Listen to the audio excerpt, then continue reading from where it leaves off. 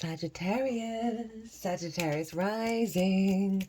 How you doing, Sag? This is your reading for the Pisces new moon that happened today here in the UK on the 28th of February. I apologize for the delay in getting these out. I had a crazy week, but I work with 6-month cycles, so the energies that come through in these readings are serving you over the next 6 months up until the Pisces full moon in Virgo season, and that will be an eclipse. This was not an eclipse. My name's Chloe. I work with card divination, astrology, and as you just heard and as you can see, I channel multi-dimensional energies through my body, both in the form of physical and vocal light language. All of this brings in healing, attunement, and activation codes to the messages that want to come through for you today, my lovely Saggies. As I said, I work with 6-month cycles, so we're going to be bringing through some energy to let you know what's going to unfold over the next 6 months and how to work with it.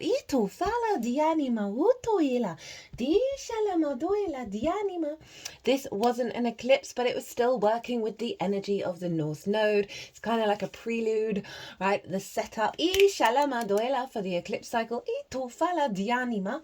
Now, I read for the rising sign. So for those of you who do not have Sagittarius in the first house in your natal chart, look to the house it does fall in.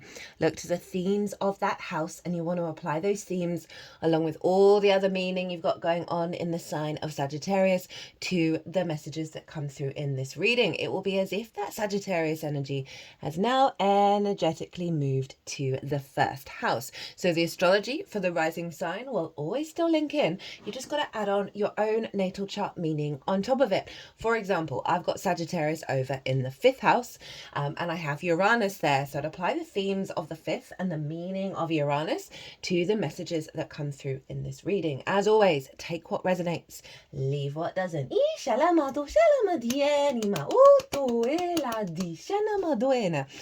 Now, I've done a collective reading for this new moon where I've broken down the astrology in way more detail. I've brought, how all the celestial bodies were talking to each other at the exact moment of the new moon, and brought in the most integrated and expansive energy around the intention of that new moon. I also pulled collective tarot cards as well. That was quite a wild spread. Lots of big stuff came through in that reading. So if you want a deeper understanding about this moon, and this is a fellow mutable sign, so it's squaring your Sagittarius energy. Squares are ruled by Mars, and they can bring about conflict, drama, frustration, but it's all about building. It's all about friction, and sometimes that friction energy gets translated into conflict when it's actually something that we can build with. So as I said, if you want a deeper understanding of that new moon, pause this video, go watch the collective reading, and then come back, because that collective reading acts as a baseline energy for the All 12 Signs series. And I'm not really going to go into too much detail about the astrology. I'm going to be talking about the house that this is showing up and the ruler of Pisces and what's going on with Jupiter, because Jupiter's going to be influencing it. Now, my lovely Sagittarius risings, where is this happening for you? It's happening in your 4th house of roots and foundations, your ancestors, both blood and soul lineage, parental figures, the roof over your head, and the things you do in private. This is an angular house. Now, angular houses are 1st, 4th, 7th, and 10th. And when we have transits here, they're kind of a big deal, right? Because the angular houses mark the foundational cross of your natal chart. So it would be another reason why I'd suggest go watch that the collective reading. But before I get into what kind of intentions to set around this new moon, and although you'll be watching this after the exact new moon itself, time's happening all at once, you can retrospectively plant those seeds from whenever you're watching this here. Just want to tell you what's going to be going on with the tarot. So I'm using, wrong way around.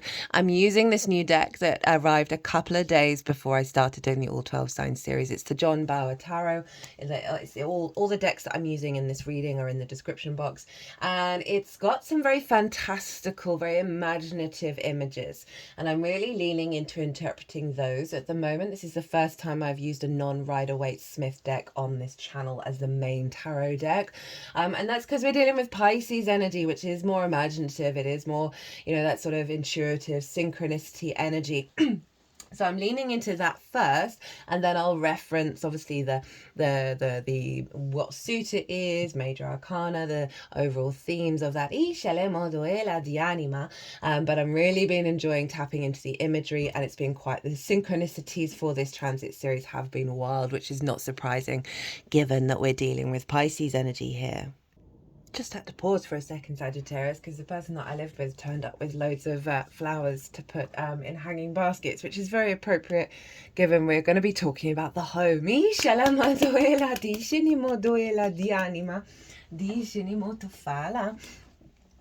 So I'm using this different deck. I'm going to be leaning into more of the imagination and the intuition, and I'm going to be, usually I shuffle for jumpers, and I'm not doing that at the moment. I'm going to be shuffling this deck while I talk about the astrology. Jumpers will come out, but that's going to be sort of like pre-shuffle context for what's going to come out here. And when I finish talking about the astrology, I'll stop shuffling, and I'm going to take the first 5 cards from the top of the deck. And I think I'm really leaning into that Pisces North Node energy of trying different forms of communication with source, and really building a level of trust that everything that we do is connected to source. And that's one of the parts of the energy around that Pisces North Node.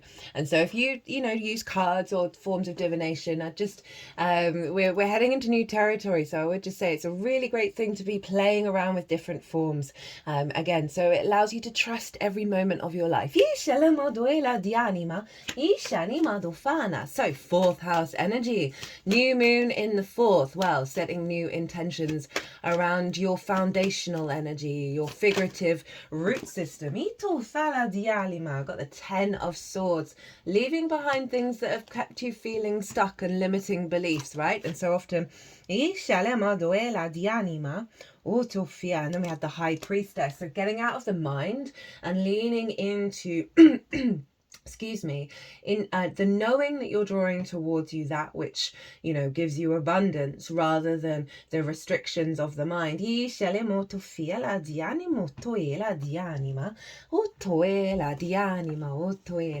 And that roots, we need healthy roots in order for our tree to grow. And I see a tree in the natal chart, and the 4th house is obviously the root system.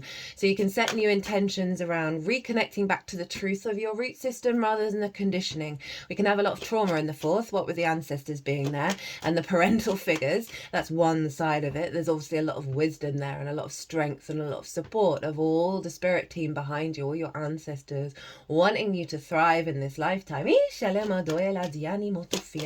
So setting new intentions around being, intuitively driven to give nourishment to your root system, to feed your root system with that which will serve your longevity. Essentially, you can kind of cut down a lot of a tree, but as long as the root system is still decent and still good and healthy, it will be able to grow back. I'm not saying go around and cutting a load of trees down, but just the root system really is the most powerful part. Setting new intentions. Say you want to move out, say you want to live somewhere else. This can be a great new moon to set intentions around that. Having healthier relationships with those that you live with, healthier relationships with the ancestors, with your sense of feeling stable and secure. Those energies often are linked into the 4th. To elevate that root system, elevate how you build from this strong foundation, your capacity to connect to the truth of your foundations. Flip side with a new moon in the 4th, right? You can ask this new moon to reveal to you any sort of deep-seated wounds, whether it's from your parental figures, people that you've lived with, the ancestors, this sense of not feeling stable in the world, not feeling secure for all of the countless million reasons out there that are so easily disrupting how we feel and how you love this image. Okay, so this is the 7 of Swords, but you look here, this figure is going up this pathway to this dream world, this dream home, this sort of higher vibrational home.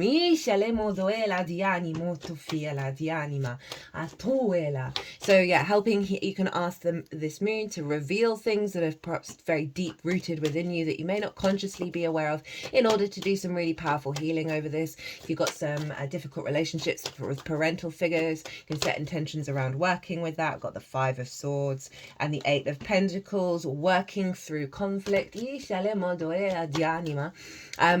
Any wounds with the ancestors, help move them out so you can then really tap into the wisdom rather than the deep healing. If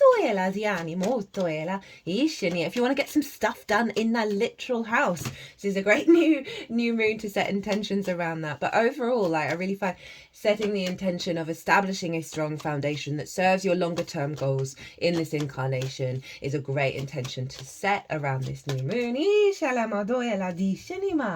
Now, there's a lot going on in the sign of Pisces at the time of this new moon. Not only is the sun and the moon there, and they're conjunct Ceres, which is an asteroid, to talk about her in the collective reading, but we've also got, and they're at the beginning degrees of Pisces, 9 degrees and 40 minutes. Okay, this is some lovely imagery of being lost in the forest and then being guided out by a sovereignty of your emotional body. You know, often when we're younger, this is when we learn a lot of love languages. We learn a lot of things from our parental figures that don't serve us. But I love that King of Cups showing up and saying, no, you're stepping into your power and your capacity to embody that structure that serves how you move through the world from a place of joy. So we've got the later end degrees of Pisces, Saturn, Mercury, North Node and Neptune. There's a lot going on here, and so this is really a big focal point around home, foundations. You maybe have been naturally called to do a lot of work around meditation and connecting to the ancestors, connecting to the dead, and doing a lot of work with that. 2 of Cups coming into a state of union. And then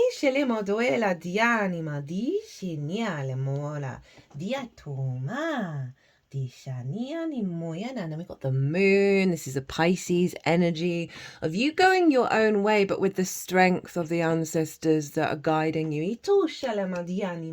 So Jupiter traditionally rules Pisces, which is what I work with. Also rules you, Sagittarius. Queen of Pentacles, being able to nurture and nourish that root system. Tend to your foundations in the 3D world. So wherever Jupiter is influencing Pisces at all times, as well as you, Sag. And Jupiter's over in Gemini, opposite your sign. And this is in your 7th house of one-on-one relationships, right? This can be business partners, clients, intimate friends, long-term committed romantic relationships, as well as your relationship with Source. 8 of Cups, right? This is very much about leaving behind unconscious responses that don't serve us anymore, right? Those distorted love languages of how we value ourselves, right? And so that can often show up with dynamics in the 7th. So Jupiter's really helping you find a bigger wisdom, a higher perspective around the other and around yourself in regards to the other.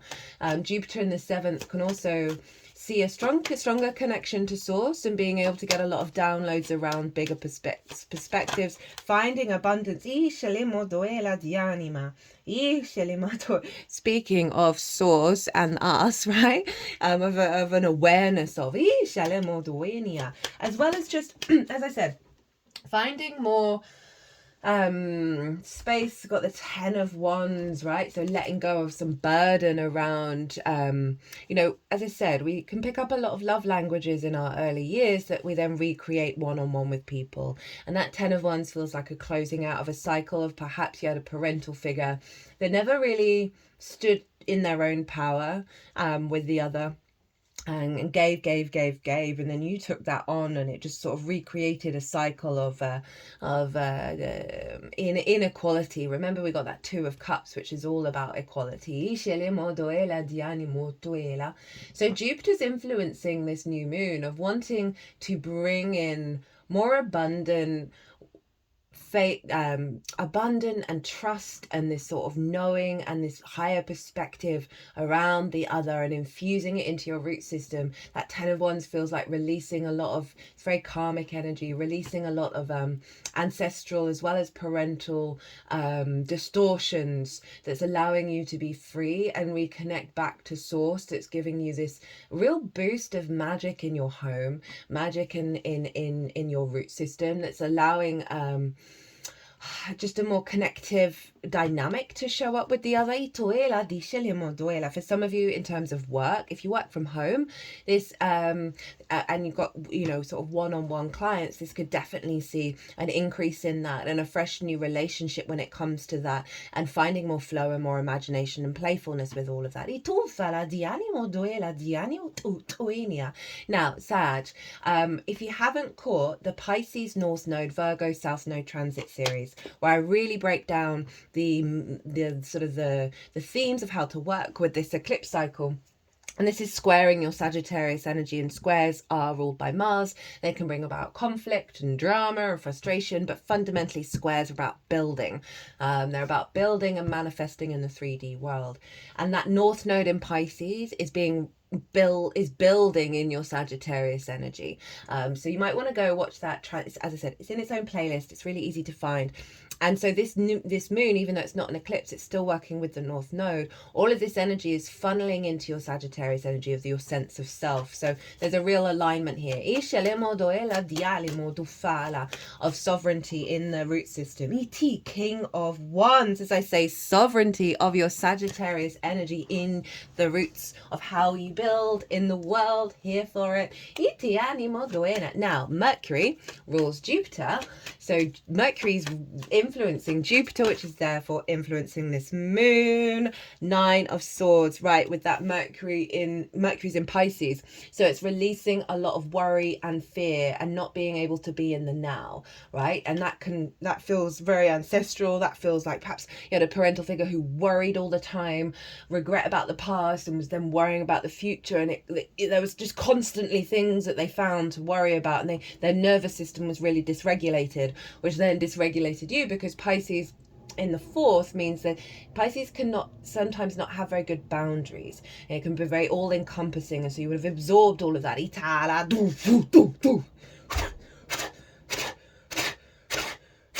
They're doing something they've never done before, which is sort of blow on the deck.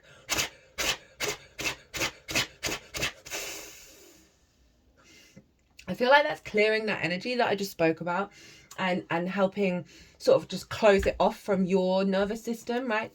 Regulating the nervous system. Breath work's really powerful. So that was like one side note for the Mercury Jupiter energy. But so Mercury is in Jupiter's sign, Jupiter's in Mercury's sign. This is what's called mutual reception. They are basically psychically hotlined with each other at the moment, and this is locked in for the next 6 months. So they facilitate each other's journey. So there's a real sense of clarity of your communication when it comes to the other that serves your root system. I just heard that there's going to be a lot of conversations where you're doing some healing in regards to the ancestors. That's energy that's stuck onto you, that you're going to be able to communicate in ways. It doesn't necessarily have to be speaking. It can be speaking with yourself and awareness of what in regards to the other. Good, bad, beautiful and ugly is going to do so a lot of healing work that's then going to allow to transmute that resisting energy and bring in flow. There's establishing a level of security and structure. I love this card. This card's come out quite a lot. Right, this figure's at home. It's drawing things towards it. It's not worried about it, but it's very stable in its home. It's fire as well. So that's you, Sag. With the combination of the 4th and the 7th, I can see a lot of downloads coming in from source at home. Right, when you're in meditation over the next 6 months, that might be a really good practice to put in over the next 6 months, of communicating with source at a deeper level, observing the synchronicities, observing the magic. My third eye is now throbbing as I say that. And we then have the 6 of Swords, 9 of Swords, again with the strength, and the 6 of Pentacles. So moving away from the fear, coming into balance, coming into a state of union with your higher self and your instincts that is rebalancing you out of scarcity. Right, 1, 2, 3. And Dishanama, Dianimo, Toela, Dianimo, Doshanima, Dianima. Okay, Tianima. Right, so let's get on with it.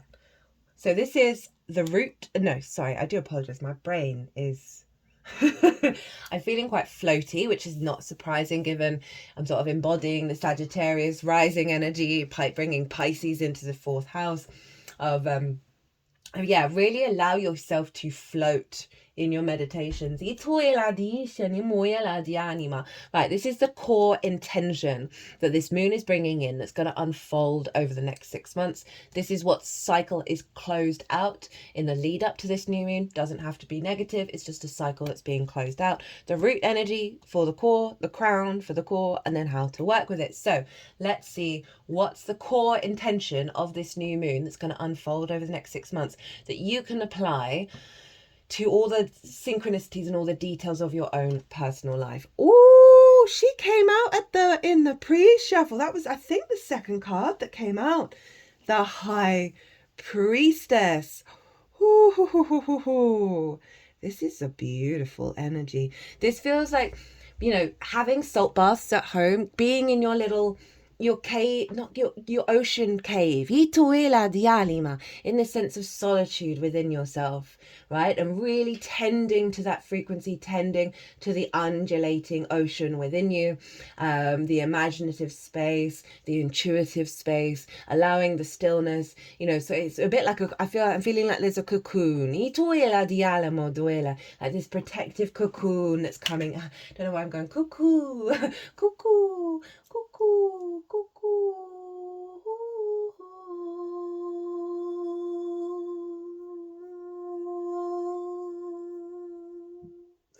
Yeah, you might want to do some sound stuff. Free singing, it's something I've been not practicing and just doing a lot at the moment because my throat chakra is opening up with Mercury being there. Having baths, free singing in the bath, tapping into the High Priestess energy. But so the High Priestess, she knows she's drawing towards her that which brings her this sense of abundance, this sense of you're not trying to rush out and plan everything. This is a very psychic card as well, and she is connecting to the water, and you see there's almost like giant pearls here. And obviously this isn't sex specific, but it's saying that you're going to be activating a higher level of deeper inner connection with your inner voice, your inner intuition, your inner magic. And there's something around working with water. I think that's going to be a very helpful practice over the next 6 months of connecting to that.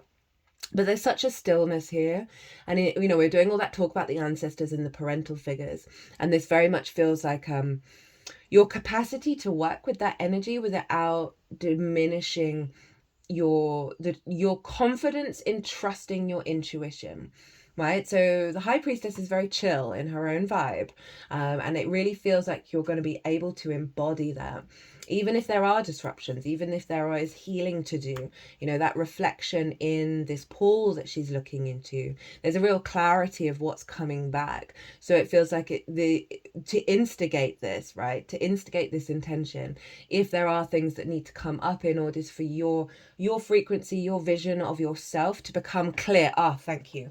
Right? So often we are distorted of how we see ourselves because of all of the wounds that I just talked about. And this is really activating a cycle of you being able to see the truth of who you are. So much of what you think is you is not you. One, it's collective, it's social, and then it's personal conditioning, right? And the more that you peel back the layers, the more you get back to your soul's energy, which is just you without the conditioning. And it feels like you're going to be going on a cycle of getting to that clarity of you, even if there may be others around you who are like, projecting onto you. There's this knowing within you what's yours and what's not. My root chakra is wiggling at this, as well as, and that through that process, that will get you closer to the deeper connection with your high priestess energy, with your psychic understanding, with your knowing and trusting. Remember, we got that Nine of Swords a lot, which is the opposite of the high priestess. The Nine of Swords is not in the now, it's in the past and the future, and worry, cortisol mode. Super chill here, super chill energy, that there may be certain things that you would have worried about before or been ruminating at home over, and that's just not the vibe you're going to be working with. But it's potentially going to bring up some of those things, but it's going to be showing you, oh, I'm not responding in the same way. And the more that that happens, and everything I talk about here, I experience myself, I see happen, I put into practice, and it works, that you go into these situations, or these situations come to you, and you're like, why is this happening? It's happening because it's teaching you that you're no longer influenced by it in the same way, right? The high priestess is very much in her own power. There is an element of surrender, and it really does feel like I just got this energy of her just about to dive into that pool, into that watery cave that I was talking about, where she can swim and be free and float. So yeah, I'm feeling working with water, salt baths, and tap into that more sort of the surrender intuition, right, of getting out of the mind. A lot of the free singing that I've been doing, it's really often quite hard not to sort of preempt what the next note will be.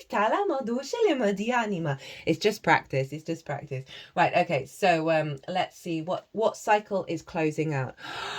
No way. That was the most repeating card, I believe, from what I remember in the pre-shuffle. We've got that Nine of Swords. Very similar, but different. You can see how the energy is different in these two cards.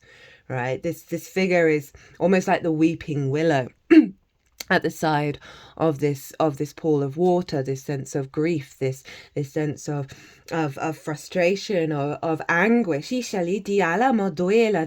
is wild that you got these two cards, and they both came out in the pre-shuffle. This is the cycle that's closing out of that Nine of Swords, which is not being present in the moment, which is sort of worrying, regret about the past and worry about the future. And there's this sense of not being able to experience your environment and be in flow with your environment. So I love that that's closing out. Can't get over this deck. This deck gives me life. Right, at the root of the core intention. This is the Lovers card. This is the Gemini card, where Jupiter is. Honestly, I'm blown away, Sag. So, this is such a beautiful card, right? This is the feminine and masculine in unity with each other in the act of dance. And they are dancing to their own rhythm. They are dancing to the music around them, of the birds, of the environment. There's a real sense of flow here. There's a sense of love here coming in. But look, we've got all these birds acting as messengers from source into your fourth house that you're going to be able to pick up through the high priestess. Oh, my left ear just shut out with a ring. Sometimes when it feels like it's blocked and then there's a ring to it. And then we've got all the snowdrops, and they come out in spring. So new life is coming in. New love is coming in. This integration of yourself, right? From a place of joy, from a place of love, from a place of union. Remember that Two of Cups came up in the pre-shuffle. So you got two major arcana in the core energy. That's not happened very often, apart from, I think, all the other mutable signs, which is not surprising. I don't think I need to say anything more than that. Well, link into the 7th house, okay? So 4th house, distorted love languages that we learn, we pick up, we then recreate in the 7th. So this feels like a stripping back to yourself, away from those distortions of the mind, back to your true intuition that is drawing toward you relationships that are connected to your abundant nature rather than the distortions, right?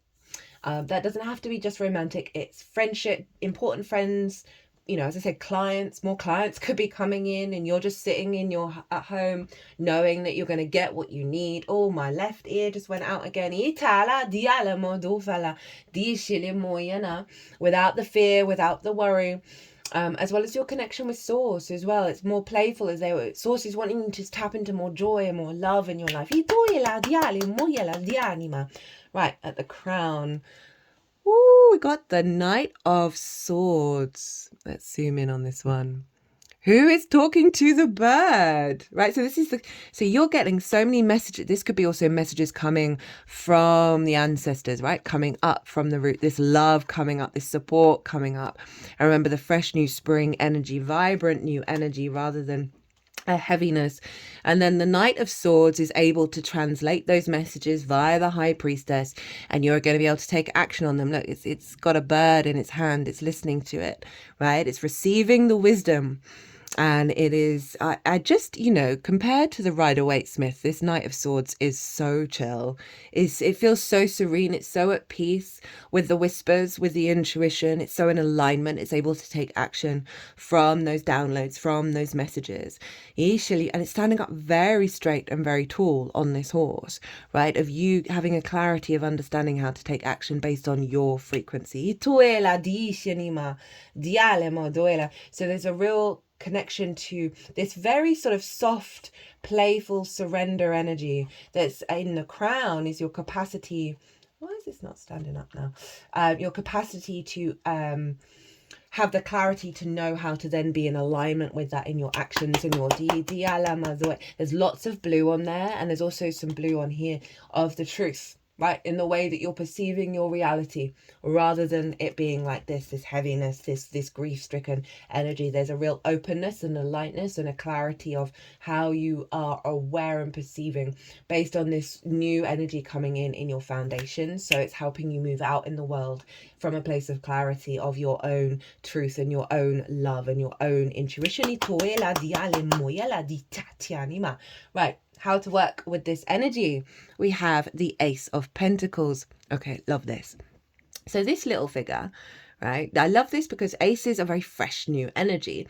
And this figure isn't carrying the load. They're walking their path. They're going out into the world. But they've got this magnificent yak. I think it's a yak, right? That's got all, you see here, there's all the resources, all the wisdom of the ancestors, all the wisdom of your experiences are all bundled up on this yak, but you're not having to carry the weight of it anymore. But it's still with you. It's wanting, it's there. Your spirit team, your ancestors are walking behind you. They've lightened the load. We got that 10 of Wands, and I think we got the 10 of Swords to allow this to come through. So they're wanting you to embody this. They're wanting you to let go of the weight of the responsibility. They want you to walk your own path.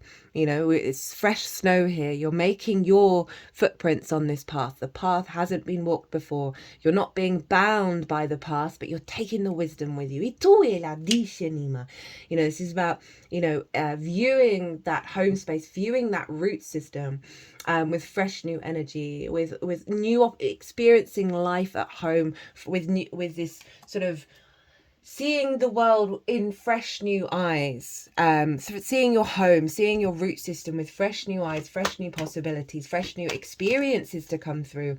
It's not jaded, it's not heavy. There is just a lightness of being here, but with all of the wisdom, and it's kind of encapsulating a lot of the energy that's already come through of wanting to bring in this sort of intuition of trusting in the process, trusting in how you walk your path from a place of play, and this intuitive alignment in the way that you take action that is beyond this 9 of Swords, right? That heaviness, that weight, that fear, that worry, which feels very that ancestral, that parental. It could be about relationships in your life that you think, oh, I've had a bad relationship in the past, it's going to happen again. This is saying, hey, no, let's try. Do practices of embodying fresh new energy, that you're not bound by the past. You appreciate its wisdom and the resources from all of that, but you are not being weighed down by it. They're really wanting you to tap into that. Right, let's see. Di shalema, di shalima. Di shalemoyana dianima. Di shanimoitianima. Oyenama. Oh, you got a bit. Oh, that's too many. Dinamo doela. Dishanima. Tufanima. Ituela. Tianima. Doena. So beautiful. Yeah, there's a real difference between the energy that's coming off that compared to this one, right? Rather than holding on to all the things.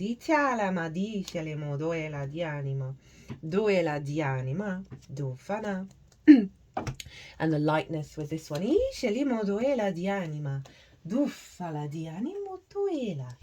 So, first up we have from Rainbow Brainskull. Jumping is scarier, staying frozen. Jumping is scary, staying frozen is scarier. The world moves forward even when we stand still. Making no choice is still a choice. Stop pretending like the world can be paused and act with courage now. Fortune favors the bold. I think this is backing up this, right? Let go of the past. It's not dismissing it. It's not rejecting it. It's letting go of the entanglement, right? And some people see a red thread. I see an orange thread to the past, orange thread of energies connecting to things. Some others see red. There is a thread. You're still connected to all of it, but it's not binding you, and it's about taking that leap.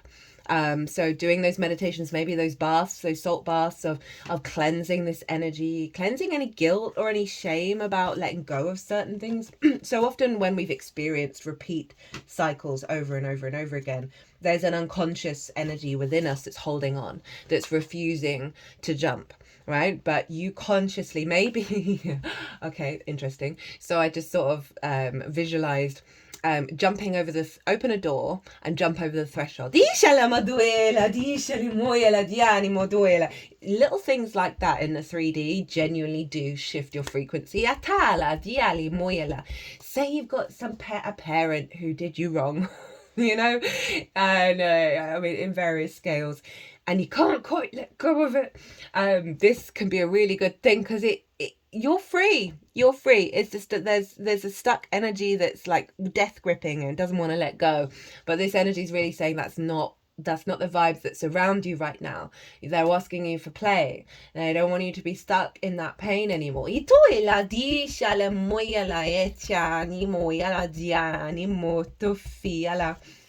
Right, next up we have the solar plexus chakra. The frequency of the solar plexus chakra, the yellow flower of life, supports our sense of self, our personal power, and our willpower, as well as our knowing of who we are and what our contribution is to the whole. The flower of life is a geometric shape recognized by many cultures all over the planet. Consists of 13 equal circles. You might want to get, I don't know if I've got it on this ring here. Zoom, bing. You might want to have it in your home somewhere, or just, put an image up on your phone and do some meditation with it. Oh, my third eye's throbbing again at that. That intersect at the middle of each circle, creating a perfectly proportioned flower. As a symbol, the flower of life represents the universe as a whole, as well as the harmony in which all separate components of the universe work together.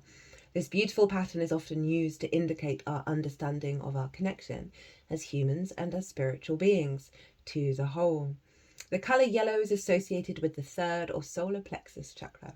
It is located in the area of the diaphragm below the breastbone and linked to our sense of self, our authority, and our personal power. It is the area of our personality and our ego.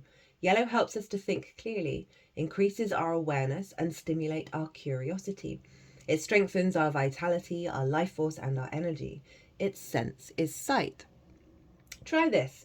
Go inside yourself for a moment and think about what is important in your life. Do you spend your days doing what you love? Do you feel satisfied? Do you feel you are an important part of this big puzzle we call life? Most of us have that one thing we love doing and are really good at.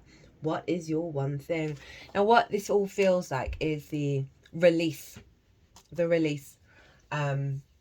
of the wounds that have stopped how you move out in the world, right? 8 Pentacles are very much in the 3D. This figure very much feels like they're going out on an adventure, even though we're dealing with the 4th house. But it's not just your literal being in your home. It's your foundations of you feeling safe and secure, figuratively, so you can then go out in the world from a place of love, from a place of play, and feel in your power as you're doing that, and that your actions that you take are in alignment of that authority of self, right? Rather than being bound by the things that we think are ourselves, but are actually to do with our parents or our ancestors. There's a real freedom here and a sovereignty that's coming into your root system, that you're then going to be able to be in higher alignment. I don't know why, but I feel called to look at the bottom of the deck. Oh, we've got Judgment. So this is Pluto, and Judgment is often all about the raising of the dead and releasing that energy to a higher perspective, this sense of ascension.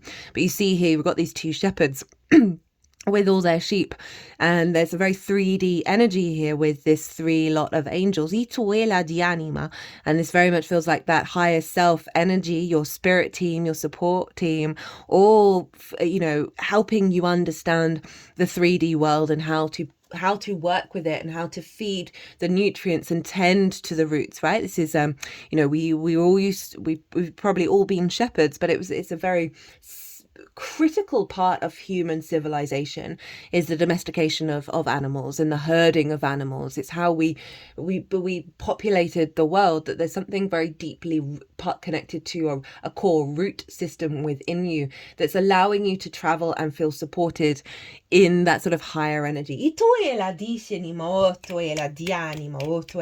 know, the herders, they're very transitory, so it's that sense of you are always home, your support team are always with you as you move through the world, and you're no longer sort of carrying the weight, right? And you're stepping into your sovereignty. Right side, I'm going to leave it there. I hope you enjoyed this as much as I did. As always, it's such an honor and a privilege to read for you. If you did resonate or like it, or just like the cards, hit that like button, leave me a comment. It honestly brings me so much joy. But other than that, Sagittarius, be good to yourselves, be good to those around you, safe travels, and be well until we meet again.